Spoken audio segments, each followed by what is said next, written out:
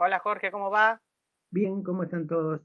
¿Todo bien? Ahí estoy viendo si entra Guille. Ahí está. Ahí está, Guille, ¿nos escuchás? Sí, ¿me escuchan? Sí, muy bien, ahora sí, genial. ¿Cómo andan? Bien. Fue genial, me Bueno, alegro. yo estoy con problemas de conexión, así que ahora esperemos que estemos todos perfectos. ¿Escuchan bien? Sí, yo escucho Sí, bien. sí, muy bien, sin ruidos, nada. Maravilloso, Bárbaro. maravilloso. Bueno, gente, vamos cambiamos de horario porque nos pidió mucha gente que quedaban con el horario de la semana pasada. Hicimos la grabación de la semana pasada, pero realmente no da para subir la podcast porque se escucha espantoso.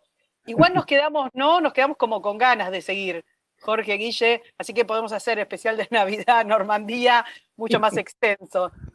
Pero no, porque aparte fue magistral la clase que dieron ustedes, pero realmente se escuchaba espantoso. Me parece que nos iban a tirar tomates si lo subo como podcast. Bueno, esta vez otra batalla fenomenal, famosa, que también fue a pedido del público. Estamos tomando pedidos, señores, así que nos van mandando mensajes.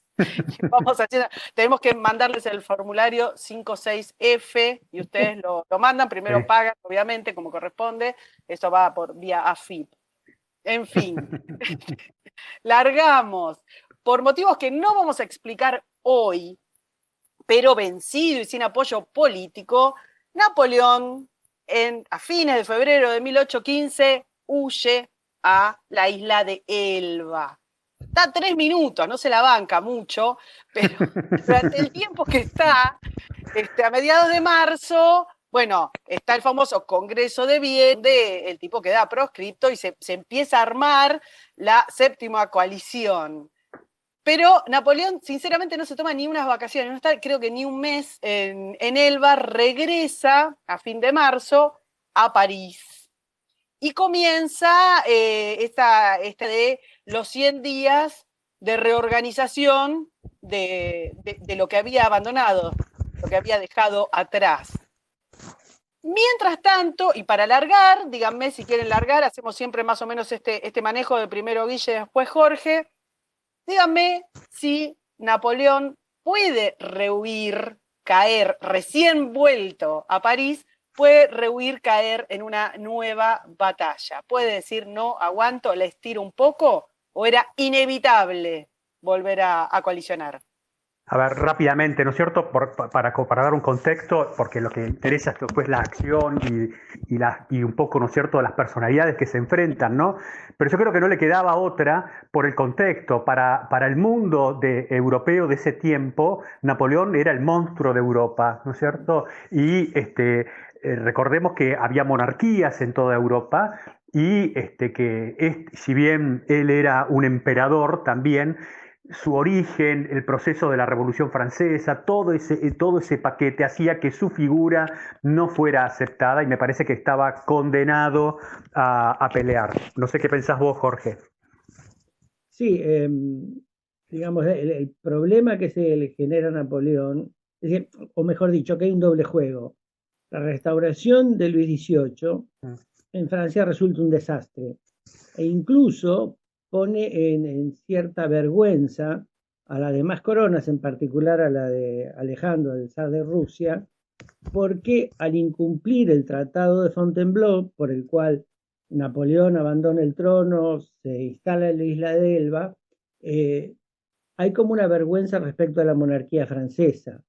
¿Qué pasa? Pese a eso, precisamente por el conflicto que la revolución plantea frente a las monarquías, no hay mucho para hacer para forzarlo a Luis a cumplir con ese tratado. ¿Qué es lo que pasa? El tratado fundamentalmente lo que hacía era asegurar las rentas de Napoleón, su familia y algunos otros miembros del imperio, eh, pero Luis se niega a pagar, le quita los bienes a la familia y prácticamente lo fuerza a Napoleón a volver también por la ebullición popular. No había trabajo, había recesión, el ejército que había sido licenciado a medio sueldo no estaba cobrando, se estaba devaluando la moneda, realmente la monarquía Ahí se nos cortó. ¿Seguís vos, Sí. Guille? Sí, la situación da, a ver, es inexplicable si no entender qué tan rápidamente se hace del poder nuevamente Napoleón si el monarca al cual él vuelve, reemplaza, era un inepto, cómo estaban manejando las cosas. También es interesante en esa rapidez cómo el ejército, el ejército de Francia, la adoración que tenían por Napoleón. Eso iba a consultar. El tipo vuelve y no tiene que mover ni un dedo. Pero o sea, nada, el ejército se pliega prácticamente automáticamente y los mariscales, los generales, todos los que estaban ahí dando vueltas, se vuelcan hacia él. Y recordemos que lo hace en 1815, luego que en 1812 había dirigido una campaña que fue un desastre en Rusia, que a pesar de eso tenía ese nivel de popularidad en y después de Francia. Leipzig, ¿no? O Pero sea, por supuesto, o sea, había sido totalmente derrotado y había creado, por supuesto, todo un gobierno que giraba alrededor de su familia, un imperio que giraba también alrededor de su familia, pero había ese arrastre que tenía. Convengamos también que Napoleón había organizado todo un servicio civil en Francia, había generado toda una movida política diferente que lo diferenciaba de los monarcas absolutos de la época, pero bueno, ese es otro tema, ¿no? está bien. Bueno, conclusión, ya está en París. Larguemos, mientras tratemos de volver a la vida a Jorge, larguemos con Llega a París. Llega a París y tiene que organizar, se reúne inmediatamente, se coloca bajo el mando de quien conocemos como el Duque de Wellington, ¿no es cierto? Sí. Un general inglés que después tenemos que hablar porque en realidad es la contraparte de Napoleón. Esta batalla, una de las cosas que tiene es ese enfrentamiento entre dos líderes militares excepcionales como Napoleón y Wellington, diferentes. Ahí está Jorge, Sí, ¿no es sí, cierto? Se me Jorge, cortó. se te cortó, dale, que te habías cortado ahí. Volvimos a entrar, Jorge, digamos, largamos con los 100 días, como para ver, digamos, cómo llegamos a Waterloo. Dale, cualquiera de los dos. Guille, vos estabas, así que metele y se mete. Bueno, Jorge. Jorge, ¿estás? ¿Sí? Sí. A Waterloo porque la única manera que encuentra Napoleón de estabilizar un nuevo gobierno es ganarle a los aliados una gran batalla y a partir de ahí negociar. Es la única posibilidad que tiene. Los aliados en ese momento son Prusia, Gran Bretaña, los Países Bajos, después hay otros estados menores también que están ahí apoyando, ¿no es cierto? Pero en realidad esos son los que ponen las fuerzas y las colocan bajo el comando del Duque de Wellington, ¿no? Listo. Claro. Estamos hablando, Guille, de Wellington. ¿Quieren dar los dos como un perfil de Wellington? A ver, ¿te parece? Yo voy a poner un poco la camiseta del Duque, si te parece, Sí, Jorge. Esto me encanta, que cada uno tenga una camisa. No, todos tenemos favoritos. O sea, vamos a empezar reconociendo las cosas. Napoleón era una mente superior en todo lo que tiene que ver era no solamente un conductor militar excepcional, sino alguien que pensaba la guerra y escribía sobre la misma, tenía una mirada entre la teoría y la práctica. El duque, me parece a mí, era un practicante excepcional de todo lo que tenía que ver con la guerra. Una persona, si hacemos un contrapuesto con Napoleón rápidamente, como si fuéramos Plutarco, ¿no? Él nace de una nobleza irlandesa, entra muy joven al ejército británico y lo que él descolla en la India. Durante 2 años sirve en la India, donde da 2 batallas que son excepcionales, que sería algo y podríamos hablar horas sobre eso, donde se destaca abiertamente como un comandante innovador, como un gran comandante de las tropas indias. Vos fíjate este detalle, ¿no? Que a todos creo que les va a interesar y que entre nosotros es visto como un demérito, ¿no? Cuando muchos años después, siendo primer ministro, alguien le pregunta a Wellington cuál era la cosa que más recordaba de toda su vida militar, y él que había vencido a Napoleón en Waterloo, no sé, estamos dando el final de la batalla, ¿no? Sí, pero estamos spoileando.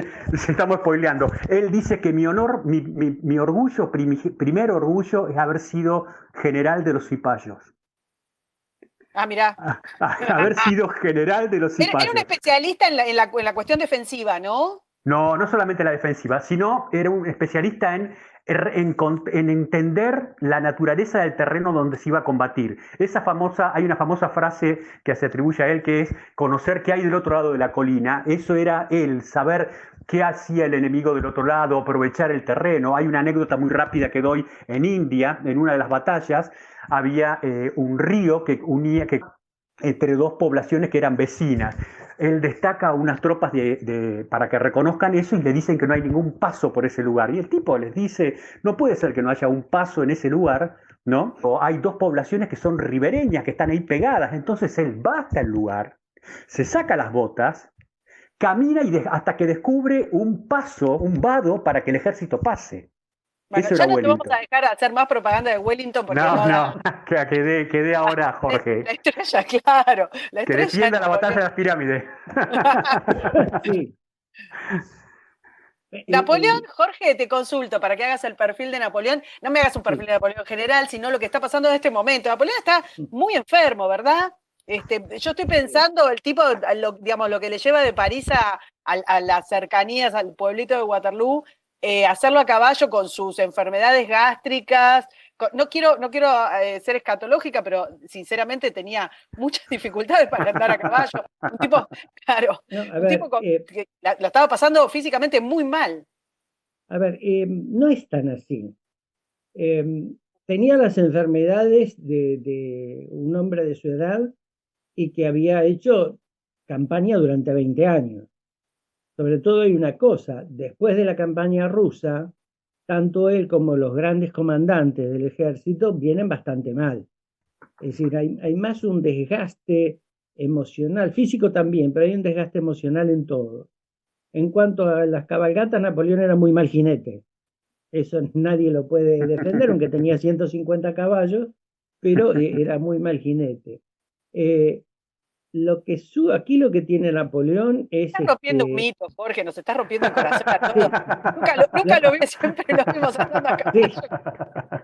sí, lo que sucede con él acá es precisamente que ese desgaste de años de guerras, que también pasa en muchas otras guerras, en las guerras del imperio, las guerras de la revolución y del imperio que él ha liderado, él siempre está a la cabeza. Y eso no y su equipo de comandantes. Y eso no sucede del otro lado. Del otro lado hay una renovación de comandantes principales y una renovación de comandantes secundarios. Así que hay un gran contraste entre los comandantes de ambos lados. Incluso aquí en Waterloo, Wellington hace la campaña de Península, de la campaña española, pero nada más. Napoleón había venido peleando antes y ahora vuelve a pelear.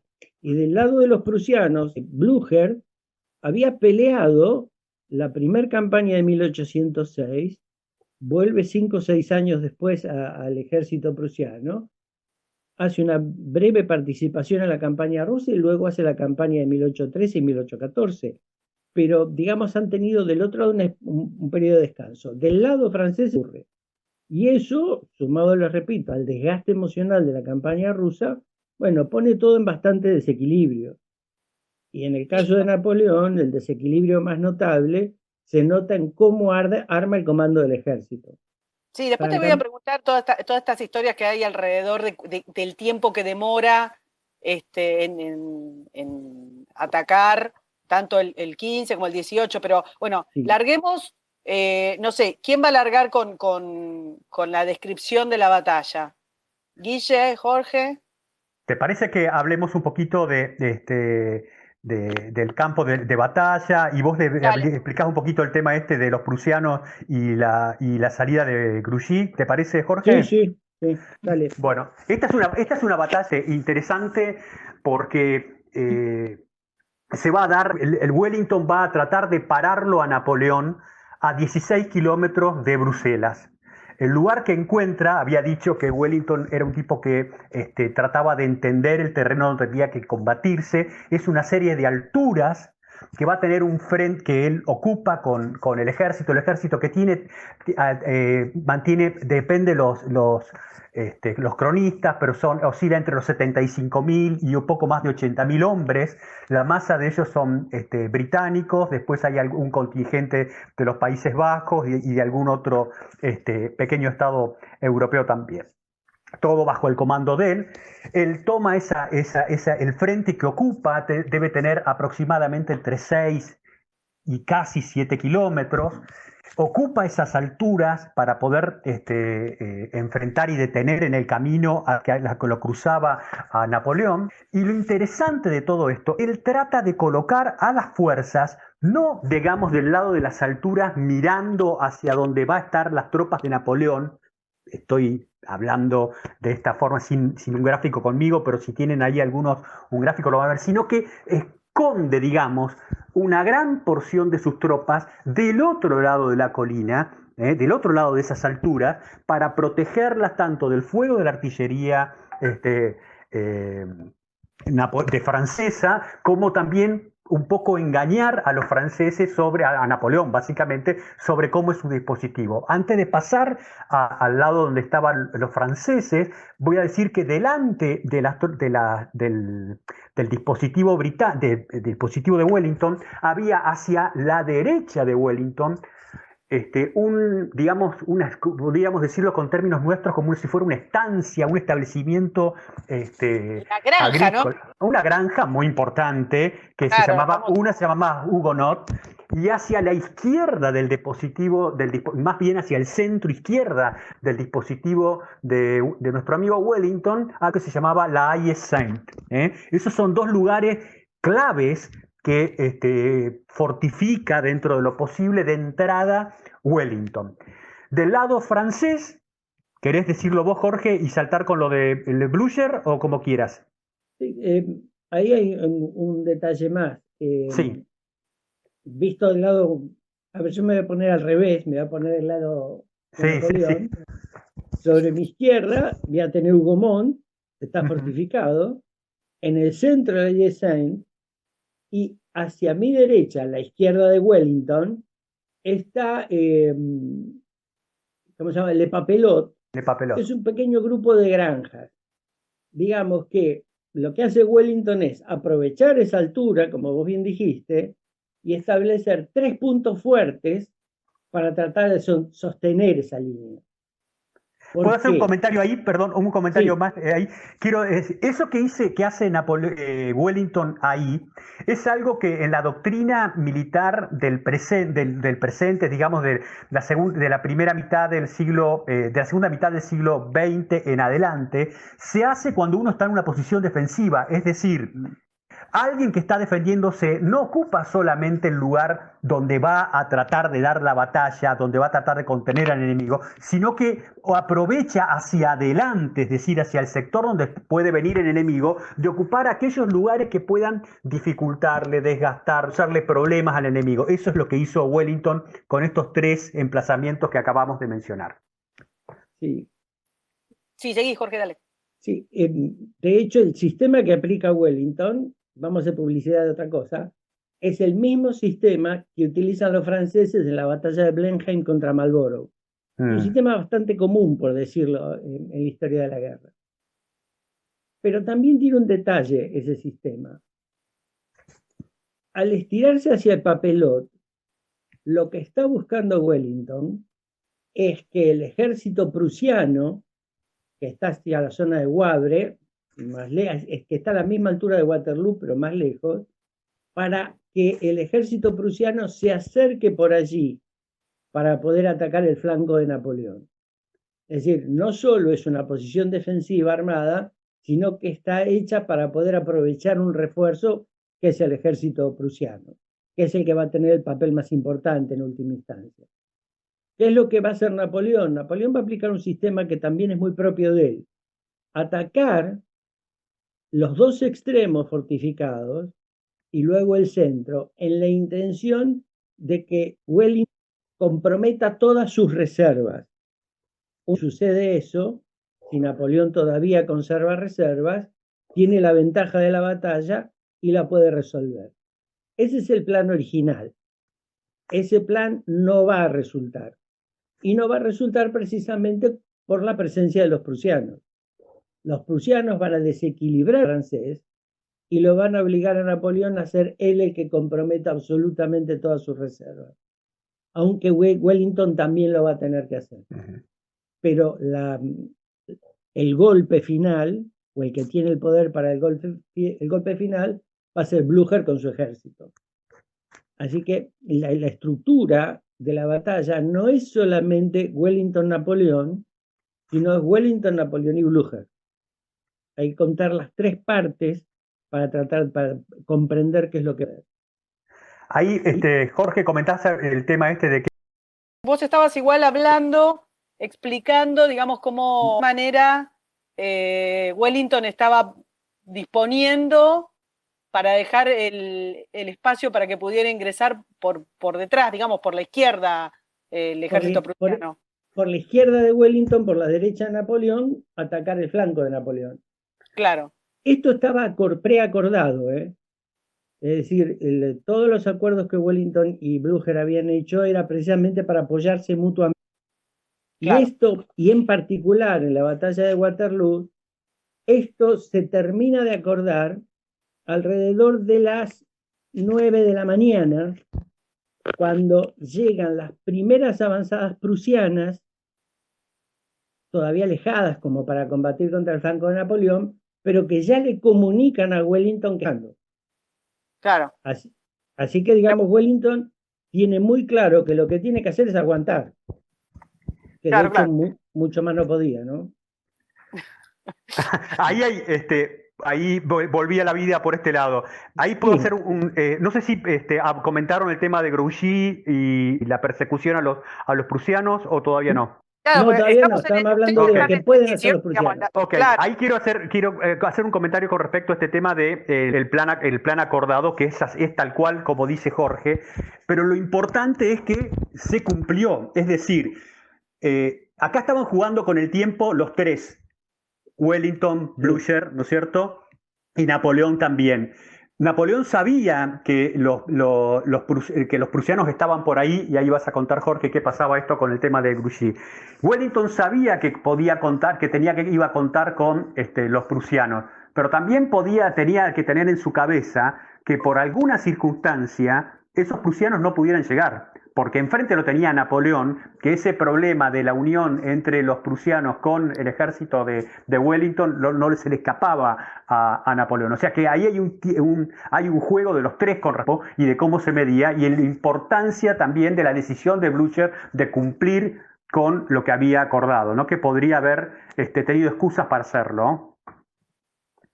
Claro, sí. Ahora les consulto, esto digamos, comienza el 15, ¿verdad? Ya. La batalla. La batalla sí, el 15 de junio. Bueno, ¿cómo es esto de que siempre está la historia de que Napoleón espera mucho, demora mucho el ataque? ¿Qué es? ¿Por qué se prepara así? ¿Por qué se prepara de esta manera? Ustedes ya explicaron cómo había dispuesto Wellington el campo. ¿Qué es lo que ocurre ahí? No, ahí el problema es el clima. Claro, que se habla mucho, ¿no? Que llovía mucho. Claro, porque hay que tener en cuenta dos cosas. Cuando llueve tanto y las tropas sufren esa lluvia, la dificultad de obtener comida caliente y demás, hay que dar un espacio de descanso lo más que se pueda antes de iniciar. Pero además se necesita que el suelo se seque. ¿Por qué? Porque la artillería no dispara a pegarle al enemigo, sino que la artillería funciona por rebote.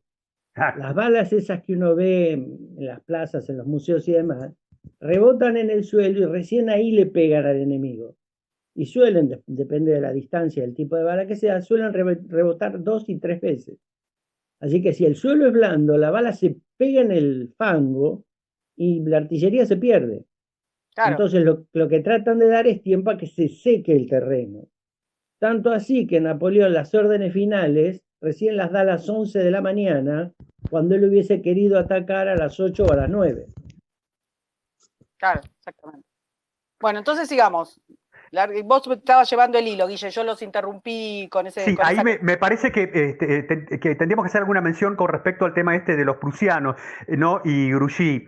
Sí, Las vos, lo doy yo, o sea, sí, la semblanza inicial, lo que yo habíamos mencionado, que a Napoleón no se le escapaba esto de que los prusianos estaban por ahí dando vuelta, y él destaca una fuerza, casi, algunos cronistas dicen, casi un tercio de sus tropas al mando de un general, Grouchy, para que los persiga. ¿Querés tomar eso? sí, porque sí, hay que ir un poco antes. Sí. Hay dos batallas anteriores que se dan en el mismo día, que es Catrebras y Ligny, Sí. donde se pelea en Catrebras contra el Wellington y en Ligny contra Blücher, que logran separar o impedir que se reúnan y separar al ejército prusiano del ejército anglo-holandés. Para conservar eso, lo que hace Napoleón es tomar, sí, más o menos un 60% de sus fuerzas y perseguirlo a Wellington, y lo envía a Grouchy con un 30% a presionarlo y alejarlo a Blücher.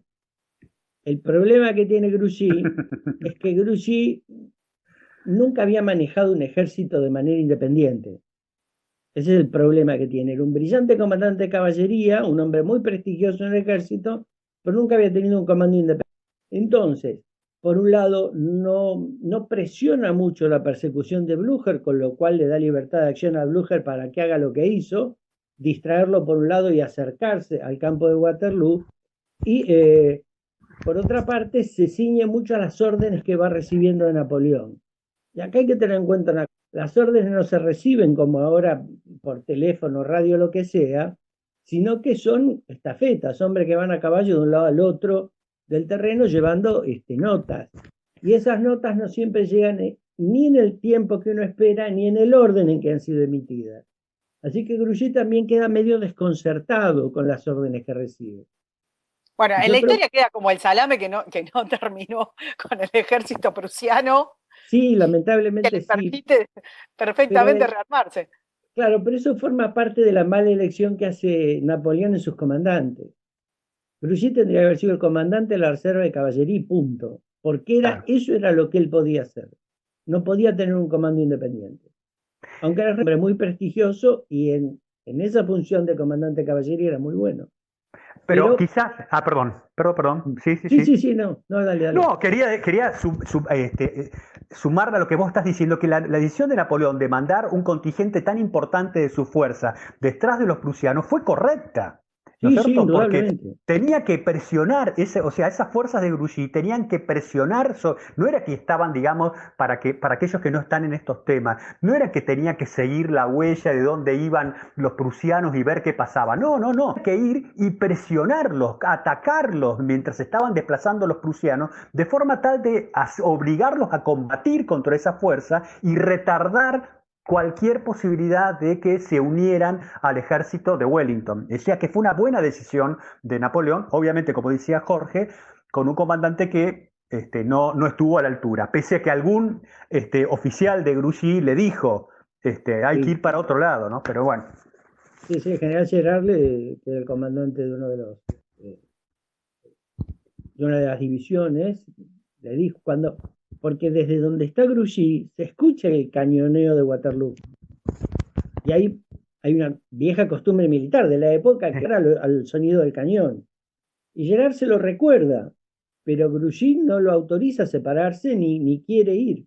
Quiere ceñirse a las órdenes escritas. Es lo mismo, es un problema de capacidad para tener un mando independiente. Un buró. No seamos malos, no, déjame sumar una cosita, no, pero el tema, lo que dijo Jorge, la palabra un mando independiente es muy importante, porque un oficial que está al mando de tropas, pero que actúa encuadrado, ¿qué quiere decir esto? Que está dependiendo de alguien que de alguna manera lo está observando, controlando, que le puede decir más acá, más allá, avance un poco más. Eso es una cosa, puede tener un nivel de desempeño X bueno, ¿me comprendés?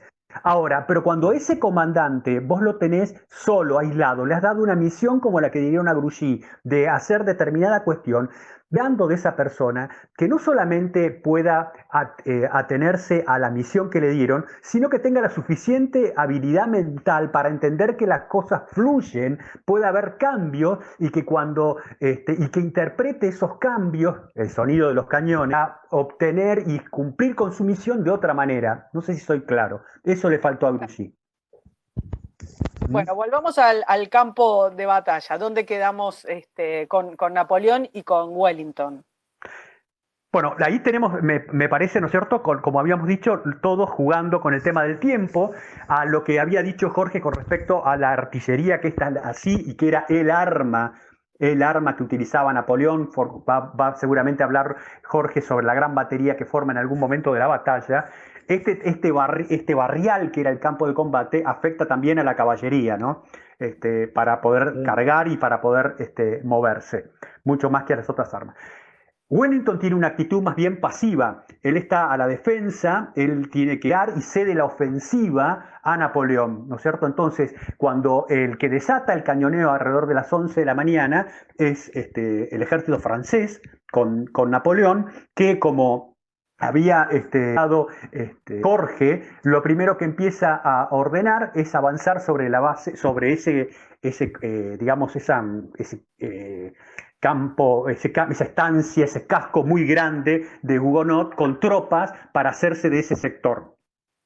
Eso es el primer avance que comienza a realizarse. Se da un combate muy duro, casi un pequeño combate en localidades en ese lugar, con cañoneos entre las fuerzas en ese momento, y por medio de maniobras y con un gran desgaste, los franceses logran hacerse de esa posición.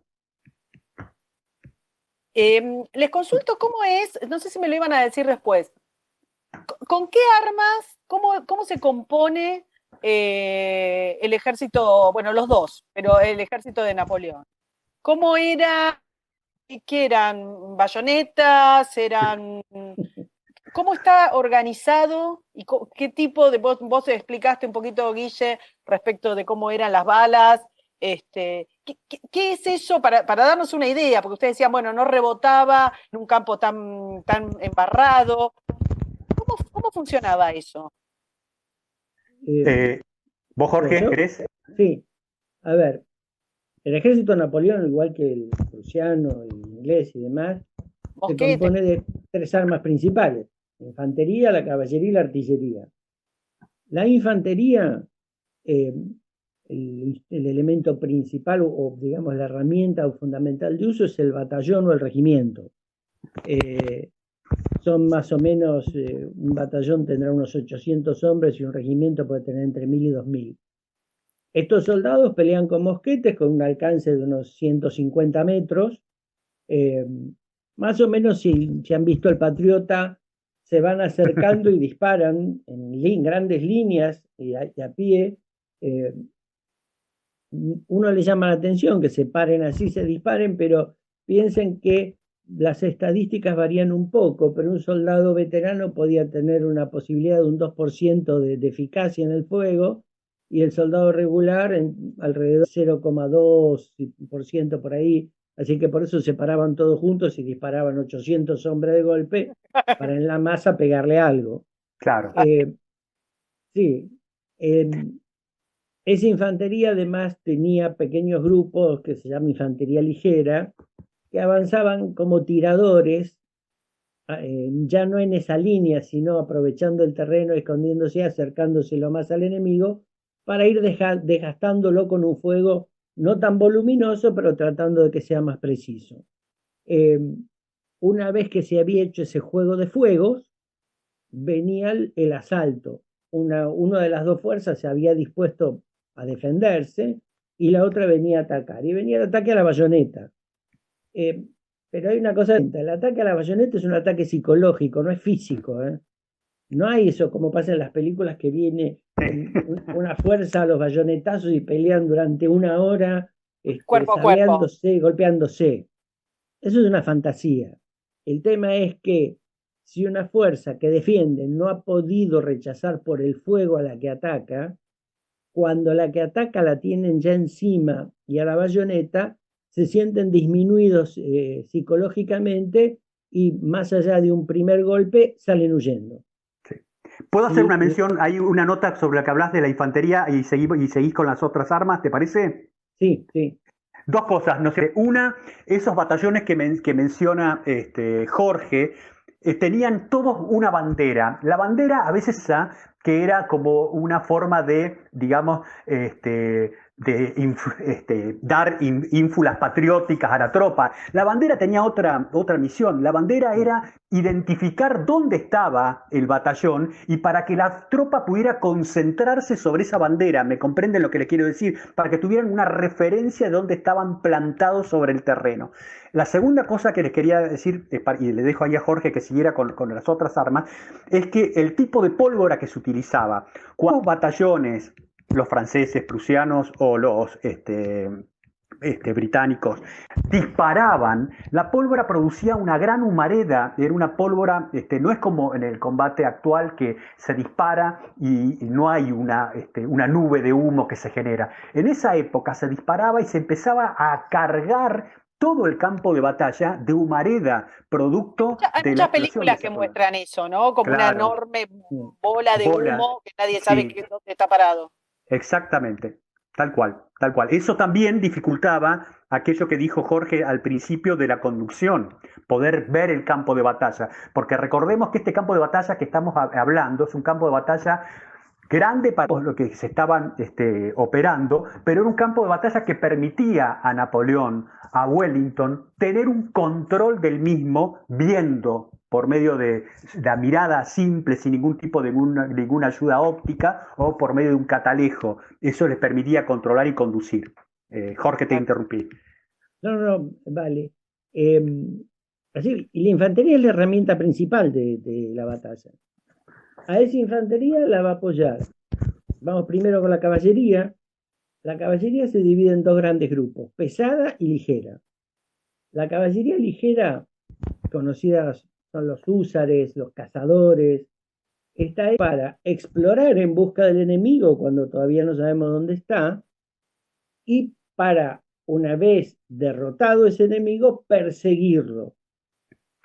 Por eso tienen caballos más rápidos, más livianos, y utilizan sables. El sable, que es esa especie de espada pero curva, es así porque tiene un filo más largo y cuando uno persigue, digamos, abanica el sable y ese filo puede permitir al perseguidor dañar al perseguido, aunque sea lentamente lo va alcanzando. La caballería pesada, que la forman principalmente los coraceros y los dragones, se usa para el choque dentro de la batalla en el momento decisivo. Es decir, cuando yo ya lo dañé lo suficiente al enemigo con la artillería, con el desgaste del fuego de la infantería y algún choque con la infantería, voy a encontrar un punto de debilidad tal donde yo puedo lanzar esta caballería pesada que golpea al enemigo y lo deshacer. Y se llama pesada por eso. Primero porque en el caso de los coraceros usan corazas, además, pero usan caballos más pesados. Son más fuertes. Y lo que se busca ahí no es velocidad, sino la presencia y el choque. Caballería intermedia están los lanceros, que pueden apoyar a la caballería y pueden funcionar como caballería ligera o apoyar los ataques de caballería pesada. Y una cosa, los lanceros solamente en la primera línea. El lancero choca y suelta la lanza, después pelea con un sable como si fuera caballería ligera. Y finalmente la artillería, que es una de las armas más importantes. La artillería de esta época, como yo les decía, utiliza distintos tipos de munición, pero la munición de bala sólida rebota en el suelo para pegarle al enemigo. No se le apunta al soldado, sino se le apunta por delante de la posición donde están los soldados, para que el rebote penetre las filas y vaya destrozando. La energía cinética de esas balas es brutal. Los cañones son los más grandes de 12 libras, se miden el peso de la bala en esta época, y hay cañones de 9, de 6, algunos muy pequeños de 3, pero se trata en todos los ejércitos de uniformar. En general tienen 6, 9 y 12 son los calibres más regulares que tienen todos. Además, la artillería tiene otro tipo de munición que es lo que se llama el bote de metralla, que es precisamente una bolsa con balas de mosquete, que al disparar el cañón se transforma en una especie de escopeta que dispara en abanico. Por supuesto, los alcances son muchos menores. En un cañón de 9 libras, el fuego de metralla debe tener un alcance de unos 300 metros como mucho. Mientras que si el cañón ese disparara a distancia, y podría llegar a alcanzar los 800 y hasta los 1000 metros, dependiendo del ángulo de tiro. La idea del empleo de estas armas es tratar de combinarlas lo mejor posible. No siempre se logra, pero la idea sería esta: encontrado un enemigo, avanzar la caballería, no para atacarlo, sino para hacer que el enemigo forme en lo que se llama cuadro, que es la manera que tiene la infantería para defenderse de la caballería. Es un cuadro que mira hacia todos lados, y esos cuadros la caballería no los puede destruir.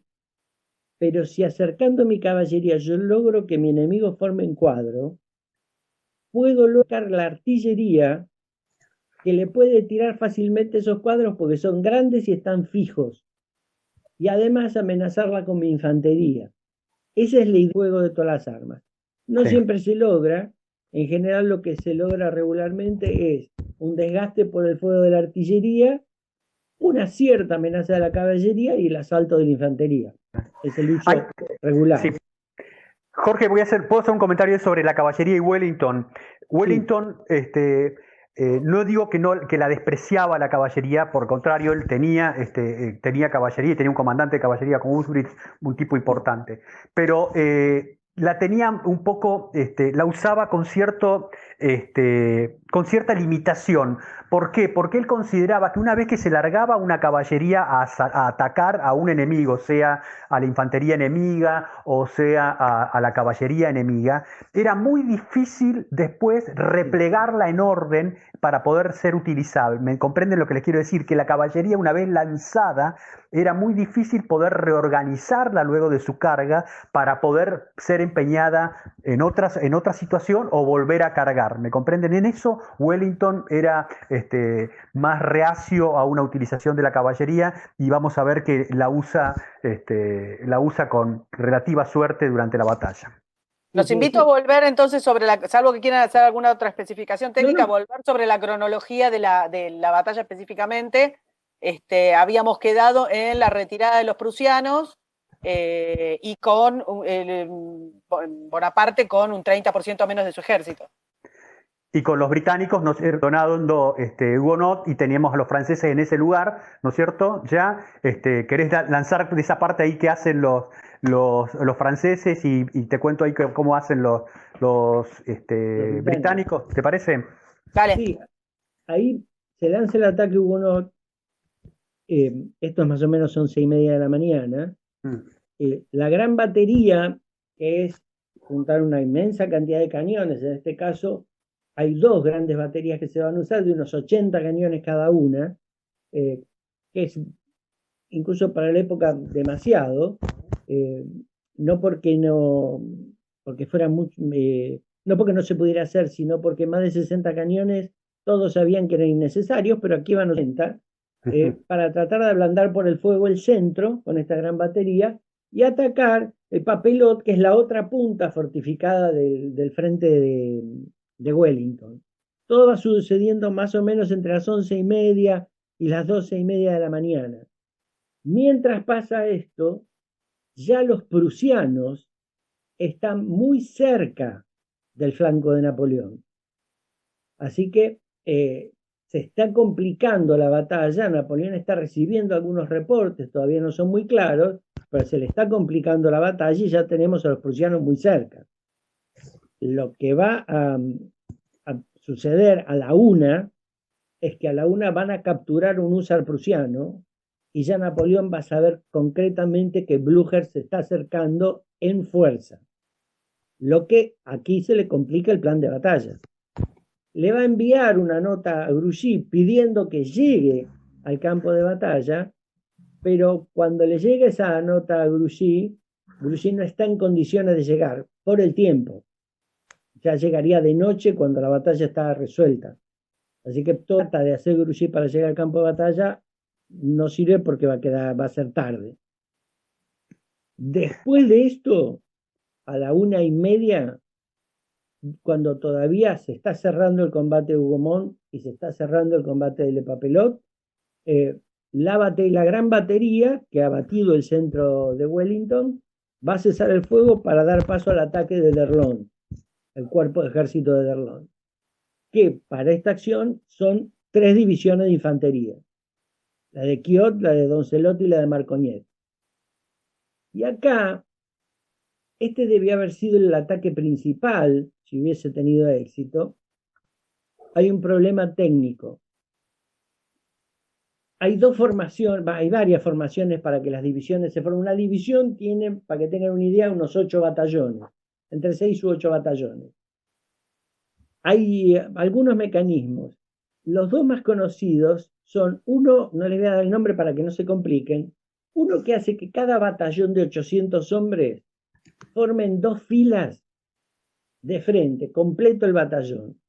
Detrás el segundo batallón, a una cierta distancia, el tercero, el cuarto, y así. Es una gran columna de batallones puestos en fila uno atrás del otro. Esta formación es la que van a usar Marcognet y Doncelot. La que está más al centro del campo de batalla, más cerca de la Yezan, que es la de Quiot, va a usar otra formación, que es formar a los batallones en 2 compañías de frente y 3 filas de compañías hacia atrás, con lo cual el batallón si fueran cuadrados, y eso se forma en un damero. ¿Cuál es la diferencia entre una y otra? La que tiene los batallones en línea, que el primer batallón es batido por el fuego y se repliega o quiere huir, no tiene a dónde, porque tiene otro batallón atrás, así que complica toda la formación. La que usa Quiot, que es la del damero, si hay un batallón que se repliega o huye, hay espacios entre los batallones para que se muevan. Esto, que es muy técnico, es lo que hace que el ataque de d'Erlon fracase principalmente. Porque cuando empieza a recibir fuego de los ingleses, los batallones de 2 divisiones no tienen a dónde ir y complica la maniobra. Y la de Quiot es la única división que más o menos puede tratar de organizarse. El tema es que este ataque recibe este fuego, se le complica por la formación, y aquí es donde Wellington responde con el ataque de la división de infantería de Picton y el empleo de la caballería pesada que hablaba Guillermo recién.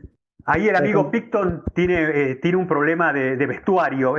Pobre Picton muere en la batalla. Saben que y eso a Wellington medio estaba enojado con él, porque Picton va al combate, a la batalla, con su ropa de paisano, digamos, con vestido de civil. Está comandando sus tropas, porque su equipo militar había quedado perdido por ahí y no llegó. Y es más, el amigo Wellington lo mira con desprecio porque no estaba vestido propiamente para la batalla. Pero habrá más allá de esto. Hubiera pedido prestado uno. No creo, pero en fin, más allá de esto, las tropas de Wellington lanzan, ¿no es cierto?, a Picton, que carga sobre lo que entra en un combate con las tropas de infantería francesas, en un combate por el fuego, ¿no es cierto? Larga después Humphreys la caballería pesada británica a cargar sobre los franceses, y lo hace exitosamente, y ahí está el problema. Carga exitosamente sobre las tropas francesas, estas empiezan a hacia la zona de donde habían partido para el combate, es decir, hacia las líneas francesas, y la caballería británica, esta caballería pesada, en lugar de contenerse con esto, sigue avanzando como para explotar ese éxito que habían logrado poniendo en fuga a las tropas francesas. Y cuando comienzan a avanzar, empiezan a recibir el fuego de la gran batería de los artilleros franceses, que lo comienzan a diezmar, y después Napoleón le larga a sus lanceros, que terminan haciendo un desastre sobre la caballería pesada británica, que es salvada por el empleo de la caballería más liviana, que logra hacer ver algunos entreveros ahí y poder lograr retirar a esta tropa. Pero tenemos entonces una primera respuesta de Wellington, uso de su infantería en un combate de bloqueo, digamos, de esa francesa que estaba avanzando, un combate por el fuego,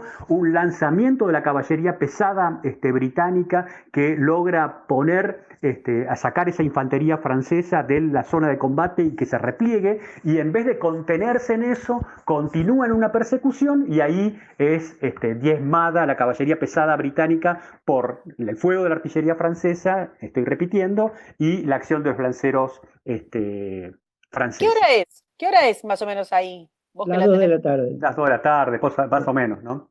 ¿A esa altura ustedes dicen que están parejos, que Napoleón puede llegar a ganar o Mazo? ¿Por qué no?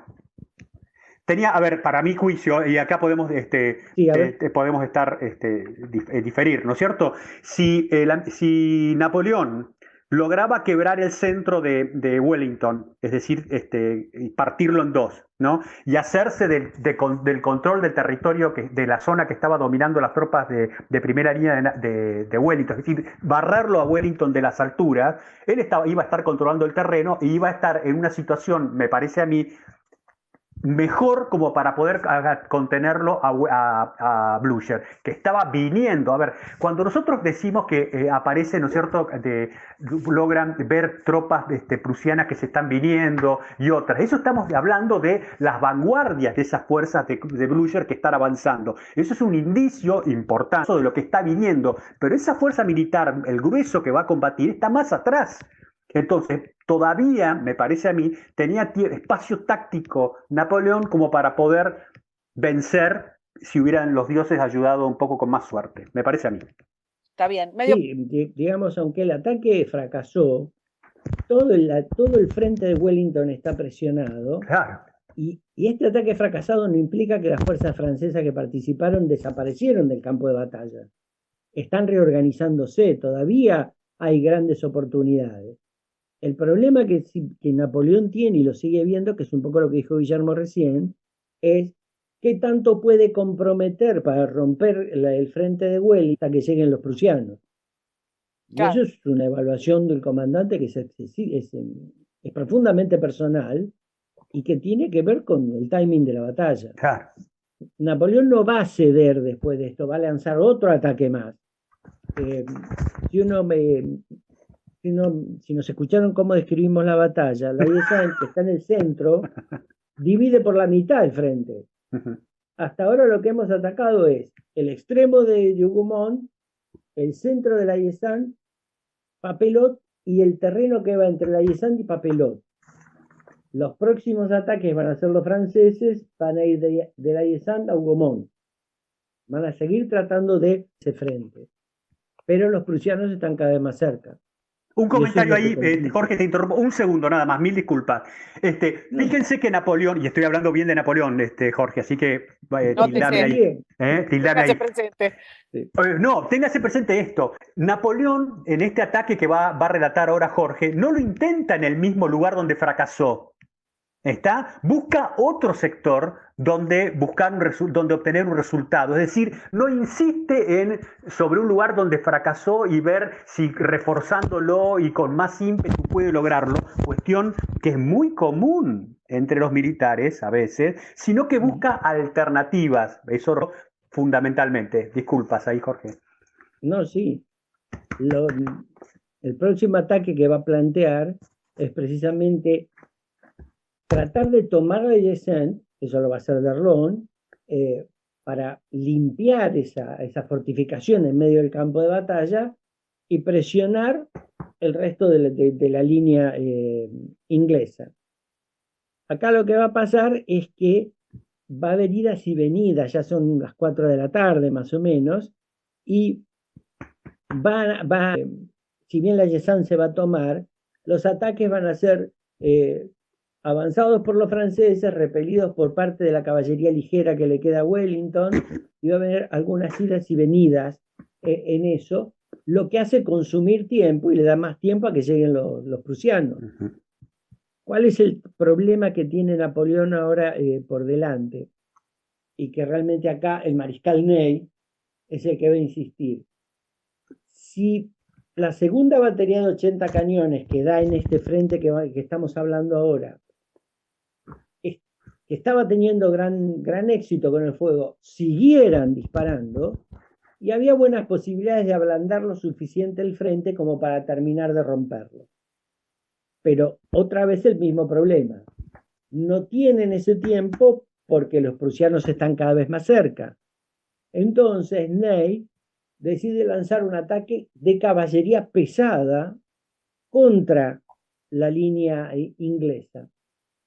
¿Qué sucede? Wellington, en estas idas y venidas, porque nosotros vamos contando estos combates, pero hay pequeños espacios de tiempo libre donde las fuerzas se reorganizan, Wellington centrar toda la infantería que le queda en ese frente que va de La Haye-Saint a Hougomont.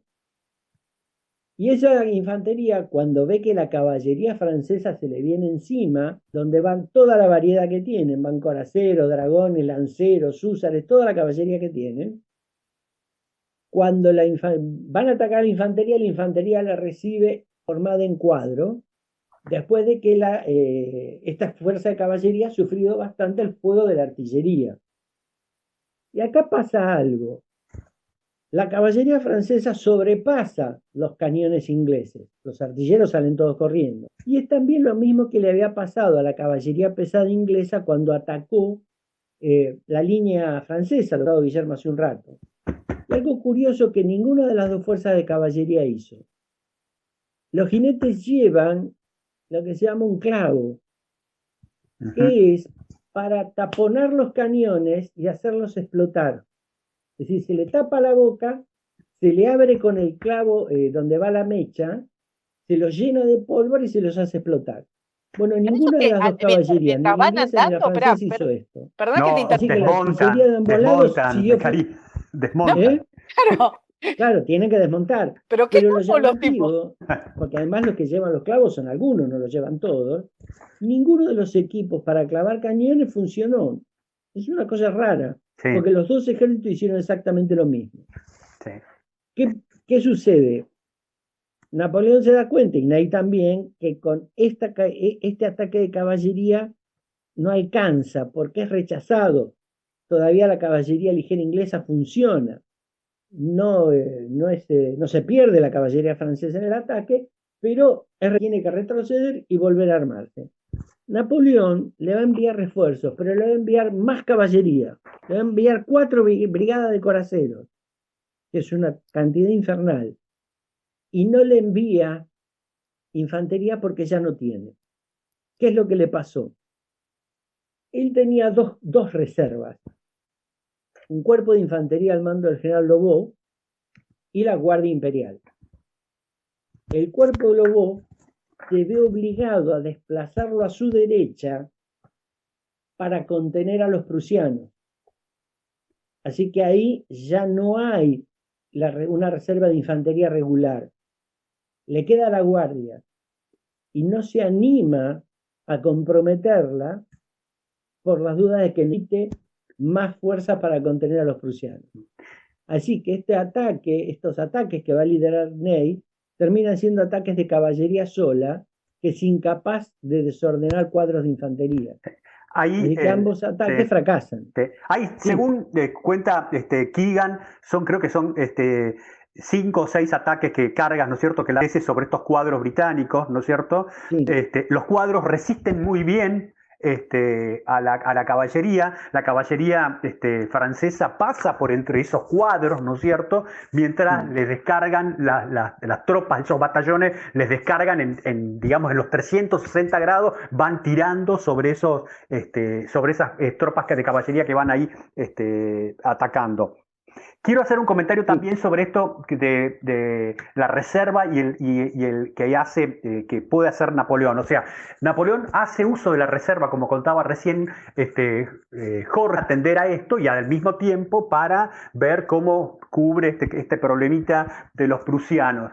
Pero el amigo Wellington no tiene una reserva como tal relevante. Lo que echa mano para formar todo este reforzamiento que mencionó Jorge entre La Haye y Hougomont para poder formar esos cuadros y hacer frente a este ataque de los franceses de esa caballería, es sacar fuerzas de su extremo izquierdo, desplazarlas hacia ese centro, es decir, él desguarnece, digamos, su flanco izquierdo, lo debilita en función de fortificar el otro. ¿Qué quiere decir esto? Que es lo que tenía que hacer, pero es una apuesta importante, porque si Napoleón no hubiera tenido esa presión de Blücher que se le estaba por venir, podría haber aprovechado que Wellington había debilitado su flanco izquierdo para cargarlo sobre ese sector, ¿no es cierto? O sea que ese es un riesgo que asume Wellington y que da una pauta de su capacidad como comandante también, ¿no? Ahí te pasó un aviso, Jorge. Bueno, aquí lo que queda es, ya para las 5 de la tarde, ya hay fuerzas los prusianos. importantes, prusianas, en el flanco de Napoleón, y ahí va el cuerpo de Lobau y una parte de la guardia, sobre todo una parte de la guardia joven y una parte de la guardia vieja. La guardia de Napoleón tiene 3, vieja, media y joven.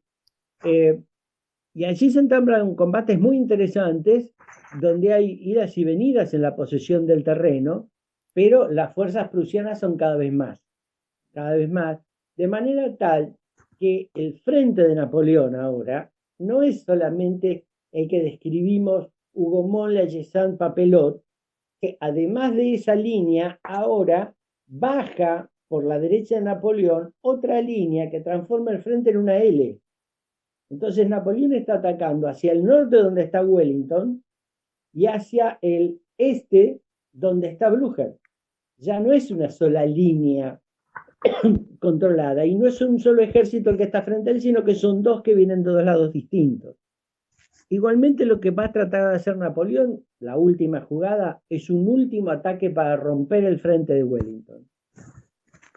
Aunque parezca raro, en este momento, si hubiese roto el frente de Wellington, hubiese logrado separar a los 2 ejércitos. Claro. Así que lo va a intentar.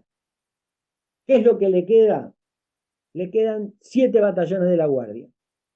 En realidad eran 15, pero de los 15 hay 8 que están comprometidos en la defensa de determinadas posiciones que hacen a la estructura de la posición del ejército. Así que le quedan 7 batallones, principalmente los cazadores de la vieja guardia y algunos regimientos de la Guardia Media. Este es el ataque más famoso y que vamos a tratar de aclararlo un poquito, porque el que haya visto la película, la batalla de Waterloo, habrá visto que los batallones llegan a una altura, los ingleses los reciben por el fuego y salen todos los franceses corriendo. Bueno, no fue tan así. Estos 7 batallones son acompañados hasta la mitad del camino, digamos, por Napoleón. Así que hay un empuje moral del comandante, claro, apoyando el ataque.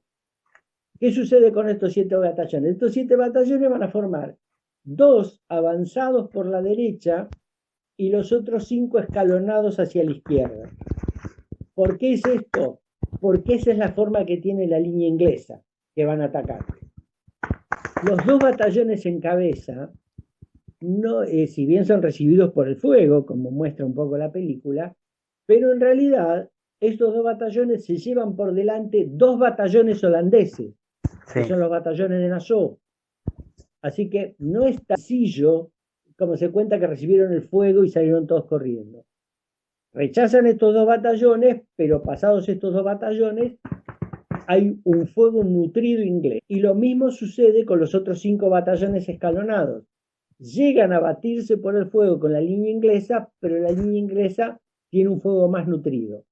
Y también hay una cosa, no solo hacen fuego los ingleses, sino que después de 2 o 3 bandas de fuego, digamos, se lanzan a la bayoneta sobre la posición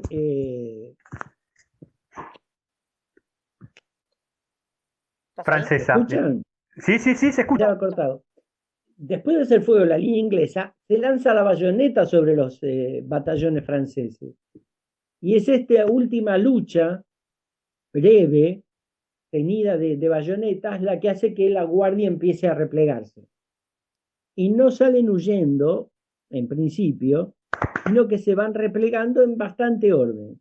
Hay algunos que empiezan a huir, pero no son específicamente de la guardia, son otras unidades de línea que cuando ven que la guardia retrocede, empiezan a gritar dos cosas. Una es la garde recul, es decir, la guardia se repliega, algo impensable, y después algo que se grita en todas las batallas cuando se empieza a perder. Traición, traición. Ahí, y eso sí, hay una cosa, van del último ataque francés. Esperen, Sí. una cosita les consulto. Está no sé si es un mito de que la Guardia Imperial, que era la que jamás, algunos de los dos micrófonos están haciendo un despiole bárbaro, que esa historia de que la Guardia nunca retrocedía, Hola. era como que, ¿entendés? Que jamás, y es Sí. cierto que se muestra en la película como que, wow, empieza a retroceder la Guardia y cualquiera, que se van corriendo y demás. ¿Qué es? ¿Me escuchan? Sí, ahí te Sí, escuchamos. se escucha. ¿Qué es entonces concretamente lo que No, pasa? porque yo no veo la señal mía, pero no importa. Sí, está yo tampoco, saliendo. pero te escucho. Sí. Este es el último, Sí, perdón. el último ataque. No hay nada más para hacer. No, Sí. hay un comentario sobre lo que habías dicho, Jorge, con respecto al repliegue de la infantería francesa, ¿no es cierto? Yo quiero rescatar también este tema. Es cierto, son barridos estos batallones de los Países Bajos, y los que terminan rechazando el ataque son los batallones británicos. Lo que quiero rescatar es que era el acento que Wellington ponía en el empleo de su infantería, la capacitación que la misma tenía para poder hacer un uso disciplinado del fuego y el control que se tenía sobre las tropas para que ante la avanzada de la guardia, que para todos los ejércitos de la época sabían lo que eso representaba, el estado de presencia moral como para resistir eso. Y después reforzar lo que vos acabás de decir con respecto al tema de produce hacia la retaguardia francesa, que es una suerte de pánico, ¿no es cierto? Traición, o la guardia retrocede. Normalmente el pánico en un campo de batalla empieza siempre en la retaguardia, cuando perciben movimientos adelante, los interpretan de una determinada forma, que puede ser, por ejemplo, ese repliegue de las tropas francesas, que como decía Jorge, se estaba haciendo en orden, que quiere decir que si bien no habían logrado cumplir con su objetivo, todavía se preservaban como un conjunto en capacidad de operar militarmente, lo percibían como si eso fuera una desbandada y que fuera el prolegómeno de un desastre y que llamara a que cada cual se salvara. ¿Me comprende lo que quiero decir? Es decir, normalmente es en la retaguardia donde los rumores, las percepciones, sobre todo en el siglo XIX, eran lo que producían estas situaciones. No sé si coincidís, Jorge. Sí, es así. Acá era la guardia que estaba replegándose, que era impensado después de 20 años de batalla, y después precisamente el que está en la retaguardia, que no está comprometido en ningún combate, es el que más tiempo tiene para fantasear. Entonces cualquier movimiento que vea y le va a llamar la atención y va a empezar a pensar si es de éxito o de fracaso. Y en general se tiende a pensar que es fracaso. Y por eso empieza el pánico. Eso de hecho, también en este momento está sucediendo este repliegue, pero también el otro tramo de la guardia, que está peleando en el flanco de Napoleón, también se está replegando. Por los prusianos. Claro, por la lucha con los prusianos. Así que esto provoca prácticamente un desbande. Ya no hay más nada que hacer.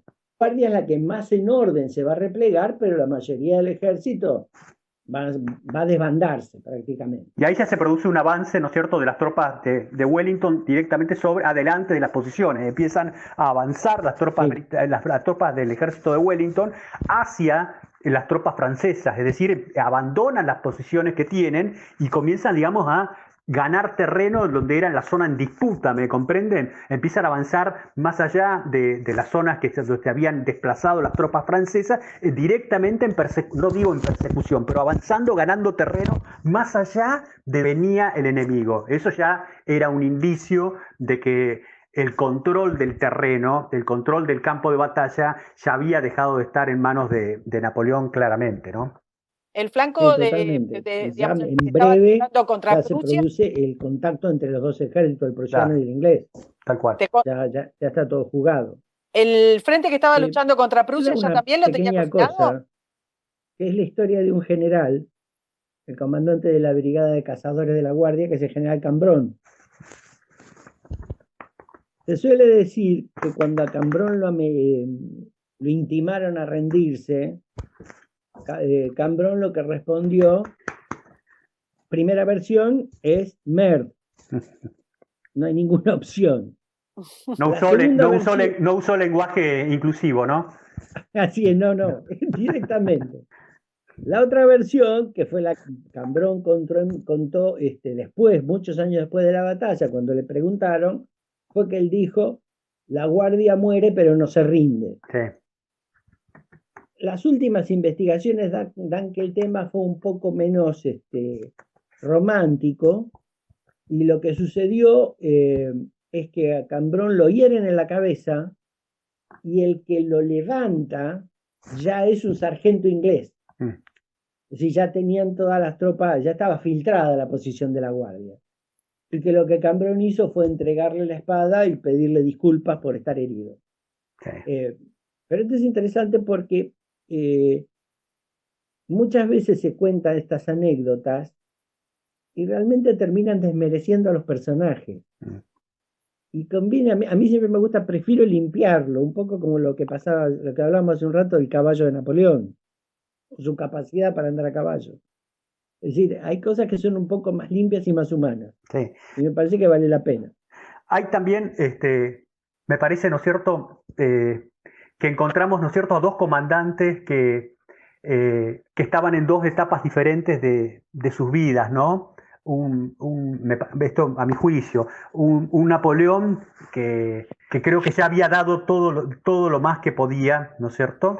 Y un Wellington que en esta batalla encuentra, digamos, la fama, digamos, más allá del Reino Unido, que lo va a hacer conocido por muchos, básicamente por los nerds, pero que ya venía con una trayectoria de campañas exitosas y de ser un comandante confiable. Esto digamos, mira, de posicionar, inclusive políticamente hacia futuro, ¿no? Bueno, claro. Sí. Y hay también un detalle que hace precisamente a la personalidad de Wellington y a esta posición, esta diferencia del Napoleón que ya decae, la estrella que decae, y la de Wellington que termina de afianzarse. Cuando Wellington entra en París, las primeras cosas que hace es visitar a Mademoiselle George. Mademoiselle George era una actriz, una cantante de la época, pero que era amante de Napoleón. Y él la hace amante propia. Lo que indica, a mi modo de ver, también cierta sujeción psicológica de Wellington hacia Napoleón. Sí, seguro. Es decir, no solo te gano la batalla, sino que te quiero sacar la amante. Bueno. Y después sí, espera, ahí te hago un comentario de Wellington y las mujeres, ¿puede ser? ¿O no me van a tratar de misógino? No, ninguna cuestión. Pero uno de sus biógrafos cuenta que cuando él tenía con la mujer con la cual se casa, creo que ella muere en 1830, una cosa por el estilo, la mujer con la cual se casa estaban, digamos, había hecho un compromiso matrimonial y él se va a la India, ¿no? Y cuando vuelve 12 años después, ¿no es cierto? Y el tipo cumple su promesa, pero cuando le dicen que se va cuando él le comenta a un amigo, a alguien que se va a casar, y él dice, ¿cómo la viste a fulanita? Y él dice, está muy fea. Así dijo, ¿no es cierto? Está muy fea, pero el tipo cumplió su palabra. Pero quiero decir otra cuestión con respecto a Wellington y esta del lado bueno. Si en la tan mentada, yo no soy de recomendar películas, pero si hay una película digamos, de guerra que está, me parece en general bien hecha, es la de la rusa del 1970 de Waterloo, que me parece que está muy bien hecha. Sí, en términos generales está muy bien hecha. Pero ahí a nuestro común amigo, el duque de Wellington, lo presentan como un tipo que consideraba a las tropas como, como basura, ¿no es cierto? Hay esa escena famosa del baile, que entre paréntesis, la noble belga que lo invita al baile también era amante del duque de Wellington, ya que estamos en esta parte, digamos, de romance, ¿no? Pero voy a esto. Ahí, en un momento de una escena, ¿no es cierto?, ella le pregunta, estas son sus soldados, estaban los soldados, digamos, sirviendo como de guardia ahí, y él le dice, ella le pregunta algo así como, ¿qué son ellos para vos? Y él le dice que son, que pertenecen a la escoria de Inglaterra. Y queda en la película como que eso es lo que él consideraba la tropa. Pero en realidad lo que Wellington dice es que ellos provienen, digamos, de la escoria, si me permiten el término, ¿no es cierto?, de su tiempo, pero que en base a la disciplina y al entrenamiento se convertían en algo mejor. ¿Está? O sea que él tenía esa mirada. Y por último, cuando él hace el parte de la batalla, que lo hace al duque de York, que era el comandante, jefe del ejército en el Reino Unido, cuando él comenta la batalla y todas las cuestiones, sobre el final del parte, él menciona: considero que todos mis soldados, y se refería a la tropa, ¿no es cierto?, deben recibir una medalla por esta batalla, por su valor y por su desempeño, etcétera, etcétera. Entonces ahí, digo, salvando esa mirada de un aristócrata frío, el cual despreciaba a las tropas, y creo que no es el caso. Hola, ¿me escuchan? En realidad es muy difícil. Sí, estás, Karina. Está bien, sí, decime, Jorge. ¿Perdimos a la coordinadora? No, está ahí, está ahí, te dijo que adelante, Jorge.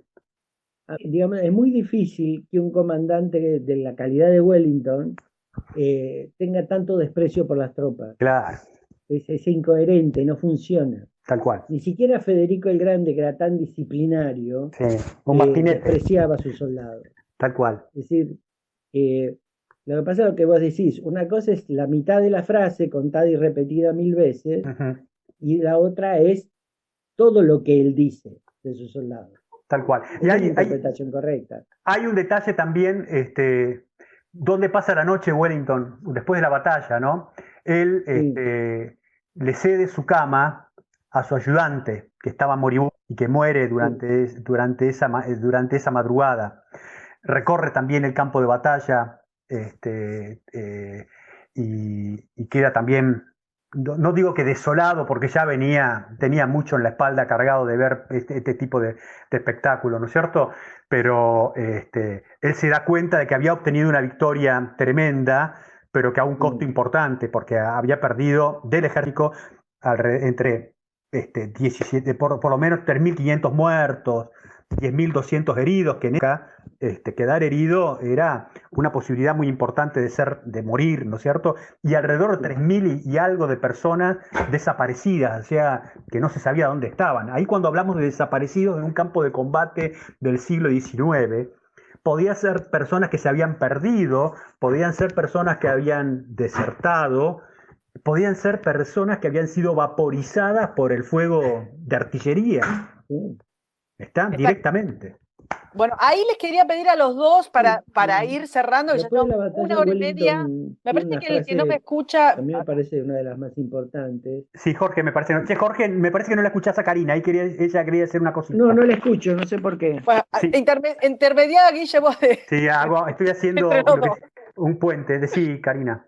No, quería decir que hagamos un cierre de cómo queda todo esto, ¿no? Efectivamente, lo que vos decías, las pérdidas para los dos ejércitos son enormes para la época. Muchísimo tiempo se habla sobre la cantidad de gente perdida, huida, se dice mucho de mucha gente que huye, pero las pérdidas son enormes. Como para hacer un cierre de lo que les parece a los dos, que termina siendo el fin de esta batalla, para darle un moño, para ponerle un moño a esta charla que fue buenísima, y presentar, si querés, a la que viene. Ok, mira, Jorge, lo que dice, estoy haciendo de puente, dice Karina, Esto es de loco. Que hagamos un cierre sobre cómo terminó, para tu caso, el ejército francés, ¿no es cierto? Y algún comentario como... ¿te parece? ¿Querés arrancar vos con tu cierre ahí? Y yo cierro después con lo de cómo quedó ahí el ejército británico, que algo dije. Voy a hacer un comentario sobre... también de cerrando de Wellington, y voy a presentar, ahí me lo dice Karina, cuál va a ser la batalla que vamos a charlar el sábado que viene, ¿sí? Bárbaro. ¿Querés Bueno, saber? lo que Sí, sucede acá es el ejército francés medio desbandado y medio replegándose a presentar algunas batallas, pequeñas batallas de contención nada más, en parte para facilitar que Napoleón llegue a París y en parte también para ir protegiendo el territorio francés y protegiéndose a sí mismo. Lo que va a suceder después es la ocupación de París, y hay una interesante, que es que cuando Napoleón llega a París, y ya está todo perdido, obviamente, y no hay mucho para negociar, Napoleón va a pedir ayuda del regente de Inglaterra, pero ya está todo jugado. Es decir, de hecho, envío a Santa Elena era algo que Luis XVIII había pedido el año anterior, así que no era una cosa novedosa. Pero sí es interesante que el hermano de Napoleón, José, ya tenía arreglado, y por eso se le ofrece, huir a Estados Unidos. De hecho, José va a vivir muchos años en Estados Unidos. Y se le ofrece, y Napoleón le dice, no lo puedo hacer, porque yo soy el emperador. Tal cual. Es decir, una autoconciencia de sus responsabilidades muy fuerte. Y ahí termina entregándose, lo van a embarcar en el Belerofonte y lo van a llevar a Santa Elena, donde, según las últimas investigaciones, va a morir envenenado. Ahí, sí. Va a ser asesinado, realmente con distintos métodos discutidos, pero sí va a ser asesinado. Ahí, bueno, yo ya dije cómo quedó el ejército de Wellington, ¿no es cierto? Quiero rescatar también Blücher, que ya era un hombre de edad avanzada para el momento que va a cargar, una edad muy grande estaba. Dos detalles sobre Wellington, ¿no es cierto?, que un poco lo pintan. Cuando él vuelve a Inglaterra luego de la batalla, ¿no es cierto?, desembarca en Londres, y un bote, junto con uno de sus oficiales, lo traslada al puerto, digamos, porque no. Y mientras va remando el botero, ¿no es cierto?, lo mira a Wellington, que venía envuelto en su capote, ¿no? Y lo mira a Wellington, y el botero le dice, yo a usted lo conozco de algún lado.